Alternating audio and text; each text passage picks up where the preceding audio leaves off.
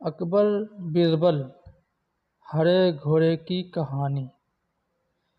एक शाम राजा अकबर अपने प्रिय बीरबल के साथ अपने शाही बागीचे की सैर के लिए निकले।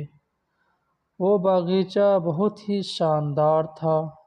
चारों ओर हरियाली ही हरियाली थी और फूलों की भीनी भीनी खुशबू वातावरण को और भी खूबसूरत बना रही थी। ऐसे में राजा को जाने क्या सूझा कि उन्होंने बीरबल से कहा, बीरबल, हमारा मन है कि इस हरे भरे बागीचे में हम हरे घोड़े में बैठकर घूमें। इसलिए मैं तुम्हें आदेश देता हूँ कि तुम 7 दिनों के अंदर हमारे लिए एक हरे घोड़े का इंतज़ाम करो। वहीं अगर तुम इस आदेश को पूरा करने में असफल रहते हो तो तुम कभी भी मुझे अपनी शक्ल न दिखाना। इस बात से राजा व बीरबल दोनों वाकिफ थे कि आज तक दुनिया में हरे रंग का घोड़ा नहीं हुआ है। फिर भी राजा चाहते थे कि बीरबल किसी बात में अपनी हार स्वीकार करे। इसी कारण उन्होंने बीरबल को ऐसा आदेश दिया। मगर बीरबल भी बहुत ही चालाक थे। वो भली भांति जानते थे कि राजा उनसे क्या चाहते हैं। इसलिए वह भी घोड़ा ढूंढने का बहाना बनाकर 7 दिनों तक इधर उधर घूमते रहे।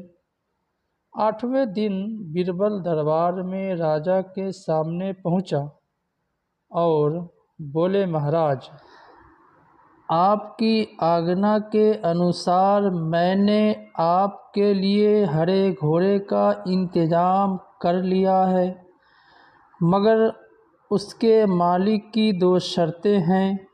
राजा ने उत्सुकता से दोनों शर्तों के बारे में पूछा। तब बीरबल ने जवाब दिया, पहली शर्त यह है कि उस हरे घोड़े को लाने के लिए आपको सबसे जाना होगा। राजा इस शर्त के लिए तैयार हो गए। फिर उन्होंने दूसरी शर्त के बारे में पूछा। तब बीरबल ने कहा, घोड़े के मालिक की दूसरी शर्त यह है कि आपको घोड़ा लेने जाने के लिए सप्ताह के 7 दिनों के अलावा कोई और दिन चुनना होगा। ये सुनकर राजा हैरानी से बीरबल की ओर देखने लगे। तब बीरबल ने बड़ी सहजता से जवाब दिया, महाराज, घोड़े का मालिक कहता है कि हरे रंग के ख़ास घोड़े को लाने के लिए उसकी ये ख़ास शर्तें तो माननी ही होगी। राजा अकबर बीरबल की ये चतुराई भरी बात सुनकर खुश हो गए और मान गए कि बीरबल से उसकी हार मनवाना वाकई में बहुत मुश्किल काम है।